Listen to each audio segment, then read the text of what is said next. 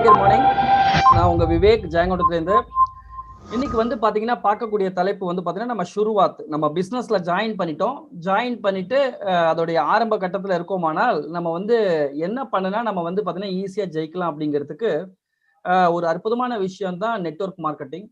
அப்போ நம்ம நேத்திக்கு வரைக்கும் பார்த்தது என்னன்னா ட்ரெடிஷ்னல் மார்க்கெட்டிங்க்கும் நெட்வொர்க் மார்க்கெட்டிங்க்கும் உள்ள வித்தியாசத்தை இன்னைக்கு நம்ம பேசலாம் அப்படின்னு சொல்லிட்டு நான் சொல்லியிருந்தேன் உங்கள்கிட்ட. அதை பத்தி நம்ம வந்து இப்போ டீட்டெயிலாக வந்து என்ன பண்ண போறோம் பார்க்க போறோம். வந்து ட்ரெடிஷ்னல் மார்க்கெட்டுக்கும் நெட்வொர்க் மார்க்கெட்டிங்க்கும் என்ன டிஃப்ரெண்ட் அப்படிங்கிறத இந்த ஒரு ஸ்லைடு வந்து பார்த்தீங்கன்னா ஒரு மிகப்பெரிய ஒரு ஆப்பர்ச்சுனிட்டியை நமக்கு வந்து தரும். இதை நீங்க கவனிச்சு பார்த்தீங்க அப்படின்னா பல விதமான உண்மைகள் தெரிய வரும். இப்போ உதாரணத்துக்கு ட்ரெடிஷ்னல் மார்க்கெட்டிங்ல மேனுஃபேக்சரர் ஒருத்தவங்க இருப்பாங்க. இப்போ வந்து உதாரணத்துக்கு பூஸ்ட் கம்பெனி மேனுஃபேக்சரராக இருக்கலாம், இல்லை ஹார்லிக்ஸ் கம்பெனி ஏதோ ஒரு ப்ராடக்ட் வந்து XRYZ ஏதோ ஒரு ப்ராடக்ட்டை மேனுஃபேக்சர் பண்றாங்க. அந்த மேனுஃபேக்சரிங்கை வந்து யார் பண்றாங்க அப்படிங்கிறத நம்ம அவங்கள பார்த்துருப்போமா அப்படின்னா கண்டிப்பா இருக்காது. அப்போ அந்த மேனுஃபேக்சரர் வந்து பார்த்தீங்கன்னா டைரக்டா மார்க்கெட்டிங் பண்ணுவாங்களா அப்படின்னு பார்த்தா அதுவும் இருக்காது. அப்போ ஒருத்தவங்க வந்து அதை வந்து மேனுஃபேக்சர் பண்ணுவாங்க. மேனுஃபேக்சர் பண்ணிட்டு மேனுஃபேக்சர் நடந்த உடனே அவங்க என்ன பண்ணுவாங்க அப்படின்னா ஃபர்ஸ்ட் அவங்க கான்சென்ட்ரேட் பண்றது மீடியாவுக்கு பண்ணுவாங்க. நான் அட்வர்டைஸ்மெண்ட் வந்து ட்ரை பண்ணுவாங்க. அட்வர்டைஸ்மெண்ட்டுக்கு என்ன பண்ணுவாங்க அப்படின்னா ஒரு புகழ்பெற்ற கிரிக்கெட் வீரரோ இல்ல புகழ்பெற்ற நடிகரையோ அமிதாப் பச்சனோ இல்ல விராட் கோலியோ கூப்பிட்டு அவங்க வந்து என்ன பண்ணுவாங்க அப்படின்னா சைன் பண்ணுவாங்க, அக்ரிமெண்ட் சைன் பண்ணுவாங்க. இந்த மாதிரி வருஷத்துக்கு 400 கோடி, வருஷத்துக்கு 700 கோடி, வருஷத்துக்கு இந்த 3 வருஷத்துக்கு 1000 கோடி இப்படின்னு சொல்லிட்டு என்ன பண்ணுவாங்க அப்படின்னா ஃபர்ஸ்ட் சைன் பண்ணுவாங்க. அப்போ அவங்களுக்கு ஃபர்ஸ்ட் என்ன நடக்குது, அக்ரிமெண்ட் நடக்குது. யார் வீட்டு பணத்தை யாருக்கு எடுத்து கொடுக்குறாங்க நல்லா தெரிஞ்சுக்கணும். அப்ப ஃபர்ஸ்ட் ஒன் இஸ் இந்த மீடியாக்காக யாரோ ஒருத்தவங்க நடிக்க போறாங்க. நடிக்கிறது எத்தனை செகண்ட்? ஜஸ்ட் ஒரு 30 செகண்ட். 30 செகண்ட் ஒரு விளம்பர ஆவணப்படத்தை எடுக்கிறதுக்கு அவங்களுக்கு எத்தனை கோடி? 1000 crores 3 இயர்ஸ்க்கு. அப்ப வந்து இதுதான் அக்ரிமெண்ட். ஓகேவா? இப்போ ஆட் வந்து என்ன பண்ணிட்டாங்க, பல லட்சம் பல கோடி செலவு பண்ணி ஒரு பக்காவா ஷூட் பண்ணிட்டாங்க. நிறைய கிராபிக்ஸ்லாம் டிசைன்லாம் பண்ணி நல்ல ஆடியோ விஷுவல் எல்லாத்தையும் கொடுத்து என்ன பண்ணிட்டாங்க, எஃபெக்ட்லாம் கொடுத்து கொண்டு வந்துட்டாங்க. ஓகே, இப்போ ஆடை கையில வச்சுக்கிட்டு சிடி வச்சுட்டு அவங்க என்ன பண்ணுவாங்க, அப்போ பப்ளிசிட்டி பண்ணி ஆகணும். எல்லா டிவிக்கும் எல்லா சேனல்ஸ்க்கும் எல்லாருக்கும் பப்ளிசிட்டி பண்ணி ஆகணும். நான் இந்த இடத்துல உங்கள்கிட்ட ஒரு விஷயம் கேட்குறேன். இப்போ நான் வந்து ஒரு ப்ராடக்ட் மேனுஃபேக்சரர். எங்க இப்போ உதாரணத்துக்கு என் டீம்ல மணிகண்டன் இருக்காரு. முந்திரி பருப்பு வந்து பாத்தீங்கன்னா மேனுஃபேக்சர் பண்றாரு. அவர் வந்து பாத்தீங்கன்னா ஒரு புகழ்பெற்ற விஜய் டிவியோ சன் டிவியோ ஏதோ ஒரு டிவியில வந்து பாத்தீங்கன்னா விளம்பரம் கொடுத்து, தமிழ்நாட்டில் உள்ள எல்லா டிவிலையும் விளம்பரம் கொடுத்து இது மாதிரி நாங்க வந்து ஜெயங்கொண்டத்துல உள்ள முந்திரியை வந்து என்ன பண்றோம், அற்புதமான முந்திரி, நான் வந்து முதல் தரமானதை கொடுக்குறோம்னு சொல்லிட்டு ஏதாச்சும் ஒரு 30 செகண்ட் விளம்பரம் கொடுக்க முடியுமா? பெரிய ஷூட் பண்ணி கொடுக்க முடியுமா? கொடுக்க முடியாது. காரணம் என்ன அப்படின்னா பீக் அவர் இருக்கு, நார்மல் அவர் இருக்கு, நைட் அவர்ஸ் இருக்கு, நியூஸ் போற நேரத்துல இருக்கு, இது மாதிரி வந்து பாத்தீங்கன்னா டாப் ப்ரோக்ராம் ஓடும்போது இருக்கு, டாப் ஸ்டார் வரக்கூடிய நேரத்துல இருக்கு. இப்படி பல விதத்துல உங்க ஆடு ஃபர்ஸ்ட் வரணுமா, கடைசியில இருக்கணுமா, நடுப்புற இருக்கணுமா, இப்படின்ட்டு பல விதமான கிரைட்டீரியால கொடுத்துருக்காங்க. அப்போ அந்த ஆடுக்கு உண்ட வந்து பாத்தீங்கன்னா ஒரு டிவிக்கு ஒரு 10 செகண்ட் விளம்பரத்துக்கு வந்து பாத்தீங்கன்னா நீங்க எவ்வளவு செலவு பண்ணி ஆகணும்னா 45,000 ரூபாய் 55,000 ரூபாய். அப்ப ஒரு நாளைக்கு எத்தனை 10 செகண்ட் வரணும் அப்படின்னா ஒரு நாளைக்கே நீங்க பல கோடி ரூபாய் ஒரு டிவிக்கு செலவு பண்ண வேண்டியது வரும்.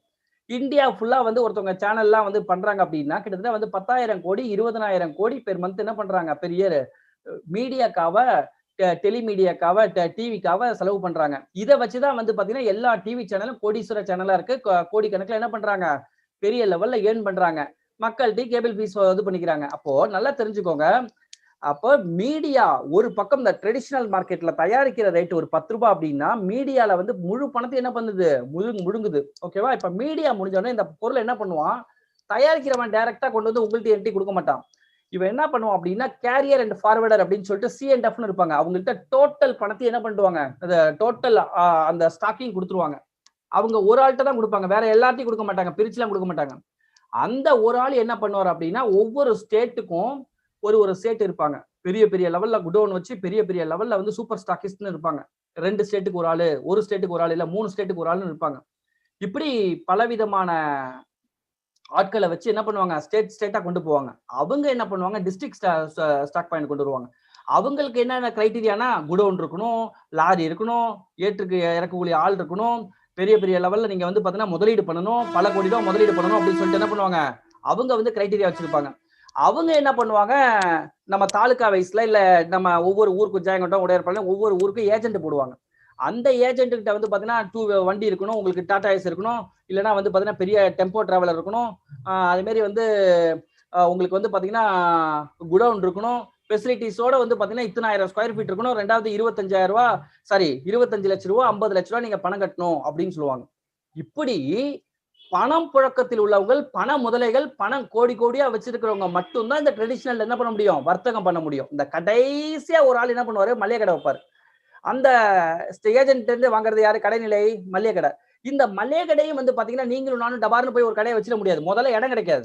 அப்படியே இடம் கிடைச்சாலும் பல லட்சம் வந்து பாத்தீங்கன்னா நீங்க வந்து அட்வான்ஸ் கொடுக்கணும், வாடகை தரணும், பெரிய லெவல்ல ஆட்கூலி இருக்கணும். இப்படி ஏகப்பட்ட லெவல்ல நீங்க இன்வெஸ்ட் பண்ணி நீங்க கடை வைக்கணும். நீங்க வச்சு எங்க நல்லா ஓடுதுன்னா பக்கத்துல ஒரு 4 கடை ஓபன் பண்ணுவான். அப்போ எவ்வளவு ரிஸ்க் இருக்கு பாருங்க. நீங்க கடையை திறந்தா லாபம், கடையை மூடிட்டா ஒரு 5 நாள் லீவ் போட்டு போனா உங்க கடையில உள்ள கஸ்டமர் அத்தனை பேர் வேற கடைக்கு போயிடுவான். ரெண்டாவது நமக்கு வருமான இழப்பு ஏற்படும். இப்படி ட்ரெடிஷனல் மார்க்கெட் வந்து பாத்தீங்கன்னா பணம் படைத்தவனை கோடீஸ்வரனா மாத்தும்.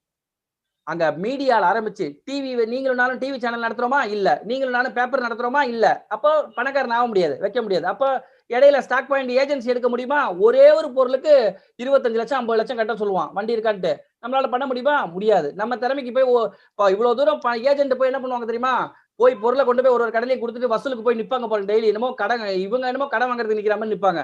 எவ்வளவு ரிஸ்க் இருக்குன்னு தெரியுமா ட்ரெடிஷனல் மார்க்கெட்ல, அவ்வளவு விஷயம் ரிஸ்க் இருக்கு. ஏதோ ஈஸியா பொட்டி கடை வச்சிடலாம். அந்த பொட்டி கடையை பொழுதேருக்கு கால் கடுக்க நின்னாலும் ஒரு 500 600 லாபம். 500 600 கிடைச்சாலே மத்தவனுக்கு பொறுக்காது. அடுத்த 2 3 கடை ஓப்பன் ஆயிடும் அந்த தெருவிலேயே.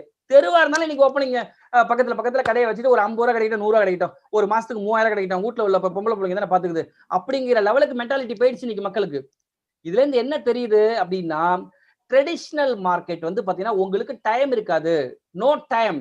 அங்க வந்து பாத்தீங்கன்னா ஹை இன்வெஸ்ட்மெண்ட் பண்ணி ஹை ரிஸ்க் எடுத்து உங்க வாழ்க்கையை ஃபுல்லா அதுல ஒன்ன மட்டும் கான்சென்ட்ரேட் பண்ணி எந்த சொந்தக்கார ஃபங்க்ஷனுக்கு போகாம ஏதாவது பண்ணாதான் ட்ரெடிஷனல் மார்க்கெட்ல மேல வர முடியும்.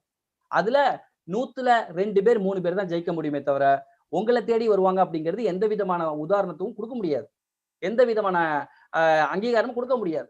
அப்போ நம்ம அந்த இடத்துல டெவலப் ஆனாலே நம்மளை விட பெரிய பண முதலைகள் என்ன பண்ணுவாங்க, நம்மளுக்கே பிசினஸ் ஸ்பேர் இன்கத்துக்காக தான் பண்ண போறோம். நம்ம ஒரு பொட்டி கடை வைக்கணும்னு ஏன் ஆசைப்படுறோம், ஏன் ஒரு மளிகை கடை வைக்கணும்னு ஆசைப்படுறோம், நமக்கு வருமானம் இல்ல, வருமானம் பத்தல, குடும்பத்தை நடத்துறதுக்கு வழி இல்லைன்னு சொல்லிட்டு தான் நம்ம வந்து வாங்குறோம். நம்ம அந்த நேரத்துல போய் ஒருத்தவங்க வந்து கடனை வாங்கிட்டு வச்சா நமக்கு லாஸ் ஆகுமா ஆகாதா, நீங்களே சொல்லுங்க.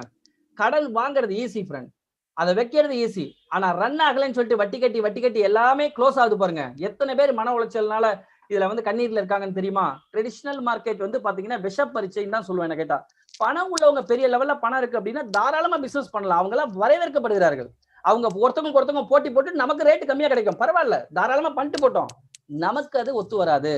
ரெண்டாவது, அங்க அனுபவம் கண்டிப்பா வேணும். ஆனா இதுமாதிரி நான் ஒரு கடை வைக்க போறேன், உங்க கடைக்கு ஏத்த மாதிரி எனக்கு ஏதாவது சொல்லி கொடுங்களேன் அப்படின்னா உனக்கு சூனியம் வைப்பான், மந்திரம் வைப்பான். உன் கடையை வந்து க்ளோஸ் பண்றதுக்கு வேணா மந்திரம் வைப்பானே தவிர அவனுக்கு சொல்லி எல்லாம் கொடுக்க மாட்டான். அப்படி போய் கேட்க முடியுமா, துரோகி வந்து நமக்கு நேரம் வச்சு ஆப் அடிக்கிறேனே, உனக்கு நான் ஆப் அடிக்கிறேன்டா உனக்கு முன்னாடின்னு சொல்லிட்டு பிசினஸ் காலி பண்ணிட்டு போயிடுவாங்க. ஆனா entirely different network marketing, entirely different. இது ஏழையை பணக்காரனாய் மாத்தக்கூடியவன், ஜீரோவை ஹீரோவா மாத்தக்கூடிய இடம்.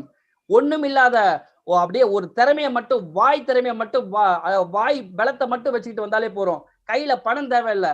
நீங்க சாப்பிட்றதுக்கு ஃபுட்டு, பஸ் ஏறுறதுக்கு ஃபேரு, இல்லைன்னா பைக்ல போற பெட்ரோல், தட்ஸ் ஆல். வேற எந்த விதமான செலவும் கிடையாது.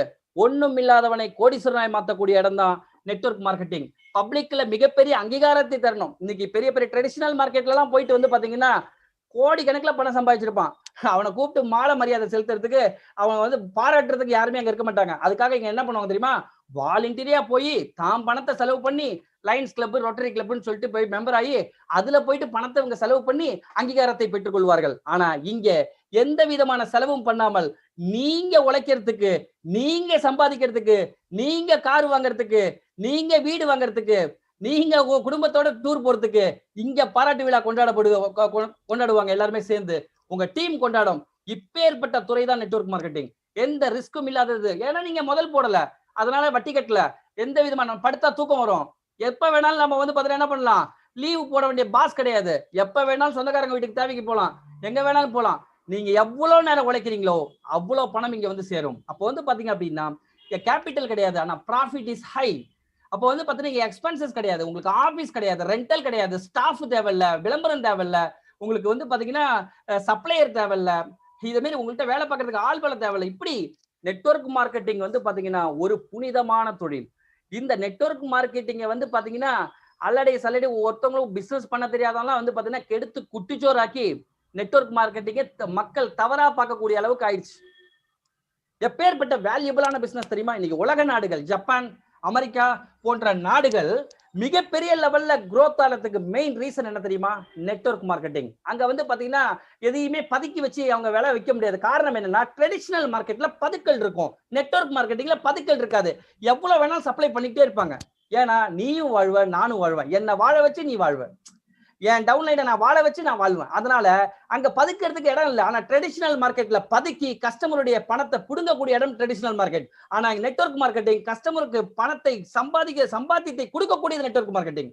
அப்போ ட்ரெடிஷனல் மார்க்கெட்டிங்க்கும் நெட்வொர்க் மார்க்கெட்டிங்க்கும் பேசிட்டு போயிட்டே இருக்கலாம். அவ்வளவு விஷயங்கள் வந்து என்ன பண்ணுது இருக்கு. அப்போ ட்ரெடிஷனல் மார்க்கெட், அப்போ நம்ம எந்த அளவுக்கு வந்து அப்ப இந்த இடையில பணம் படைத்தவர்கள் அத்தனை பேரையும் பணக்காரனாக்கிட்டு கடைநிலை கஸ்டமரை வந்து பாத்தீங்கன்னா கஸ்டமர் தலையில போய் கை வச்சிருவான். டோட்டல் பணமும் ஒரு 10 ரூபாய்க்கு தயாரிக்கக்கூடிய பொருள் 110 ரூபாய் கொடுத்து வாங்கக்கூடிய அளவுக்கு கஸ்டமர் வந்து தள்ளப்படுவார்கள்.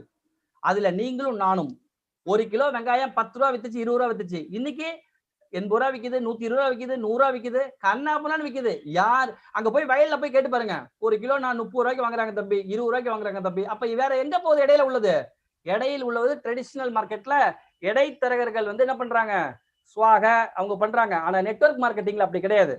கஸ்டமரை பொருள் வாங்க வச்சு அவனுக்கு 20% நம்ம கம்பெனி என்ன பண்ணுது, 20% டிஸ்கவுண்ட் தருது, 10% பொருள் தருது, 25% லாயல்ட்டி தருது, 7 to 16% சம்பாதிக்க வைக்குது. அதை இல்லாம 62% பிவிக்கு கமிஷன் கொடுக்குது. இப்பேற்பட்ட ஒரு துறையை நீங்கள் தேர்ந்தெடுக்க ஐயம் என்ன? சரி, ஓகே, நீங்க தேர்ந்தெடுத்து வந்திருக்கீங்க இந்த மீட்டிங்க்கு. இதை வந்து பாத்தீங்கன்னா பிராம்ப்டா நாலேஜை பெற்றுக்கொண்டு அறிவை பெற்றுக்கொண்டு இதை எடுத்துக்கிட்டு அடுத்த கட்டத்துக்கு நகர்த்துறதுக்கு நமக்கு என்ன தடை? நாம் மனசுதான் தடை. நமக்கு வந்து பாத்தீங்கன்னா இந்த உலகம் பார்டர்லெஸ் பிசினஸ். இந்த ஒரு வார்த்தையை நீங்க புரிஞ்சுக்கணும் my dear friend. Borderless business. இந்த உலகம் பறந்து விரிந்து கிடக்கு. இந்தியா பறந்து விரிந்து கிடக்கு. மொழி தடை இல்லை, எதுவுமே தடை இல்லை. எல்லா இடத்துலயும் ஆபீஸ் இருக்கு, எல்லா இடத்துலயும் எம்எஸ்சி இருக்கு, எல்லா இடத்துலயும் வந்து பாத்தீங்கன்னா சப்போர்ட் பண்றதுக்கு மேனேஜர்ஸ் இருக்காங்க, எல்லா இடத்துலயுமே லீடர்ஷிப் இருக்கு. அங்கங்க பிளக் இன் பண்ணி விட்டா போறோம். அங்கங்க நீங்க என்ன ரெக்ரூட்மெண்ட் பண்ணி பிளக் இன் பண்ணி விட்டா போறோம். ஆட்டோமேட்டிக்கா பிசினஸ் பில்ட் ஆயிட்டு போயிட்டே இருக்கும். That is called network marketing power. Traditional மார்க்கெட்ல வந்து நீங்க அங்கங்க கடையை போட்டுட்டு அங்கங்க வித்து அங்கங்க பணம் வந்துடும் நம்ம நினைப்போமா? நீங்க நம்பி ஒரு ஆளை கொண்டு போய் பிசினஸ்ல போட்டாலும் அவங்க சரியா பண்ணுவார்களா என்பது என்ன பண்ணாது, நமக்கு தெரியாது.